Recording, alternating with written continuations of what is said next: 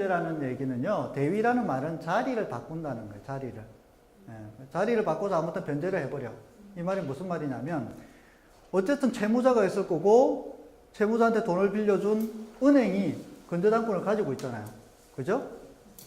내가 채무자한테 접근을 하는 거죠. 채무자한테 접근해서 채무자를 대신해서 내가 은행에 변제를 해버리는 거예요. 연체금을. 그리고 나서 어떡합니까?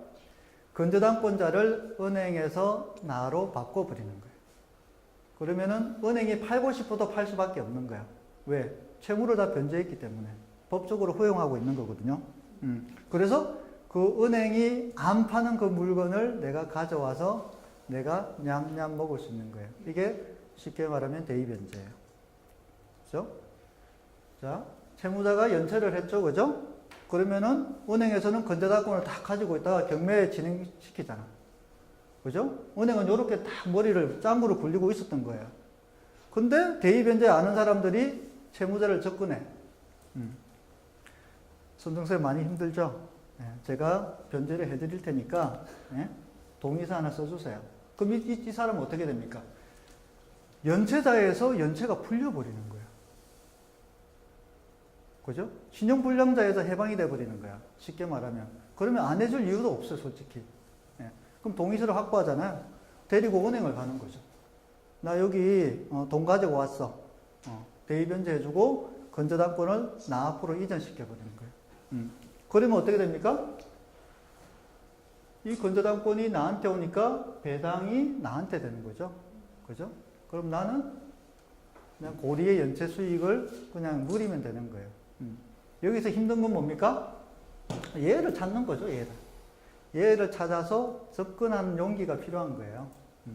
굉장히 구조는 단순합니다.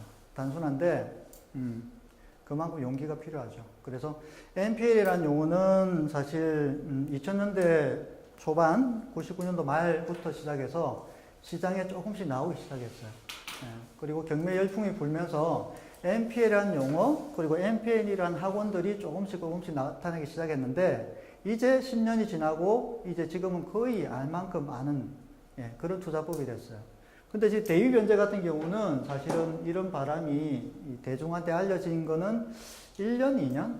그 정도밖에 안 된 것 같아요. 전문적으로 종사하시는 분들은 알고 있지만, 이게 경매학원이나 NPL 학원이 본격적으로 대위변제에 대해서 소개한 거는 한 1년? 1년 반. 그래서 굉장히 블루오션이에요, 블루오션. 어렵긴 하지만 블루오션이고, 이걸 알아야 되는 이유가 있어요. 왜냐면 내가 채무자가 될 수도 있고, 내 친구가, 내 가족이, 내가 아는 사람이 채무자가 될 수가 있어요. 그러면 그때 투자 기회가 되는 거예요. 어렵긴 하지만 내 재산을 지키기 위해서는 반드시 알아야 되는 거예요. 자, 대위변제 종류는 두 가지가 있어요. 민법의 480하고 481조에 보면 임의대위하고 법정대위가 있는데, 요거는 사례 설명할 때 제가 같이 설명해 드릴 테니까 그냥 쭉 따라만 오세요. 사례 설명할 때 제가 설명해 드릴게요. 임의대위는 뭐냐면, 대위변제자, 돈을 가진 사람이, 변제를 하는데, 이 경매하고 완전히 무관한 사람이에요. 그냥 제3자가 가서 채무자 설득해서 그냥 대위변제하는 거고, 법정대위는 뭐냐면, 이게 경매 당사자, 이게 채무자고, 채권자 1, 2, 3, 4야. 쉽게 말하면 채권자 1, 2, 3 중에서 대위변제하는 거예요. 법적으로 허용되어 있어요. 이때는 채무자 동의를 받을 필요가 없어요. 왜? 이미 채권자이기 때문에. 그러니까 1순위, 2순위, 3순위면 3순위는 경매에서 배당을 못 받을 위험이 있죠. 맞잖아. 손실의 위험이 있잖아. 그럼 이 사람한테 대위변제 기회를 법적으로 보장하는 거예요. 이때는 지가 돈만 있으면 채무자 동의 없이 바로 1순위 건저당권자 은행을 찾아가서 대위변제하면 돼. 그리고 건저당권을 지가 가져오는 거예요. 손실을 보충하기 위해서 법적으로 허용해 놓은 거예요. 그게 법정대위예요. 그래서 대위변제 물권 선택 방법은 이제 대위변제 쉽게 말하면 이게 이자 따먹는 게임이에요. 이자 따먹는 게임. 그러면은 경매 초기에 변제하는 게 좋겠어요? 낙찰을 앞두고 변제하는 게 좋겠어요? 상식적으로. 경매 초기에 해야 쭉 낙찰 받을 때까지 이자를 먹을 수 있잖아요. 그래서 빨리 진행해야 되는 거예요. 그리고 모든 NPL 투자의 끝은 뭡니까? 경매가 끝나야 투자가 끝나요. 론세일도 경매가 끝나야 배당을 통해서 수익을 확보하고, 사후정산이나 유입도 경매가 끝나야 내한테 소유권이 넘어오니까 어쨌든 경매가 예정대로 진행이 돼야 돼요. 그러려면 어떻게 돼야 돼요? 등기 채권액이 굉장히 많아야 돼요. 예, 채권 채무 관계가 굉장히 복잡하고 절대로 경매가 가운데 끊기면 안 돼. 예, 그런 물건을 골라야 되는 거예요. 그리고 가능하면 100% 배당 가능한 건저당권을 목표로 해야 되는 거고요. 당연히 이것도 NPL이기 때문에 이금융권 NPL을 대상으로 하는 게 좋습니다. 대입변제 기본적인 절차는 일단은 채무자를 만나는 건데, 직접 만나는 건 굉장히 어려워요. 이 사람들이 이미 심적으로 또는 육체적으로 힘든 상태고 집에 없을 수도 있잖아요. 그러니까 만나는 것 자체가 힘든 거예요. 설사 있다 하더라도 똑똑해서 누가 찾아가면 열어주나요? 그래서 뭐 일부 학원에서는 대입변제 동의서를 미리 발송해라. 안내장을, 동의서가 아니고 안내장을 발송하라고 그렇게 얘기를 하고 있고요. 그게 나쁜 방법은 아닌 것 같습니다. 그래서 만나면 채무자를 설득을 해서 동의서를 구하는 거죠. 대입변제에 대해서 대놓고 얘기를 못해요. 예. 아버지라 부르지 못한다고. 왜 그럴까요? 왜 그럴까요? 내가 채무자를 만났어. 제가 대입변제를 이렇게 할 건데요. 본인한테 이런 장점이 있고, 요렇게 해서 제가 할 건데 동의서를 좀 써주세요. 하면 써줄 것 같아요? 이 사람은 어떻게 생각할까요? 얘가 뭔데 나한테 와서 대입변제라는 거 하려고 할까? 이 생각 안 하겠어요.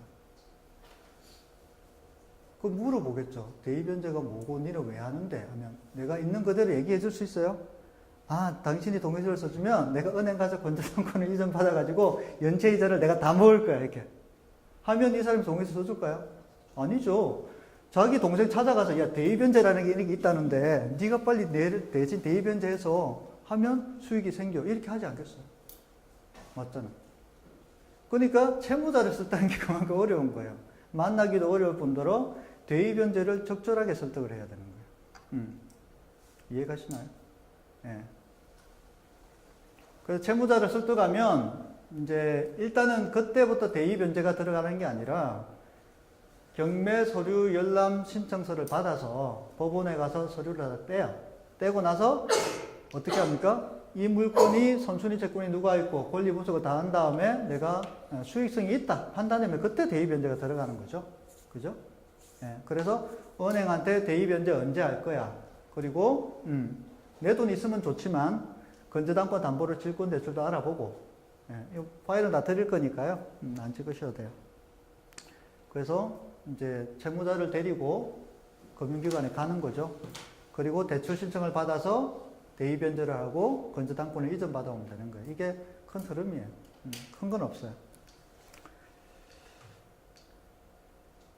뭐 질권 대출은 쉽게 말하면 동산에 대해서 동산을 담보로 대권받는 채권이에요.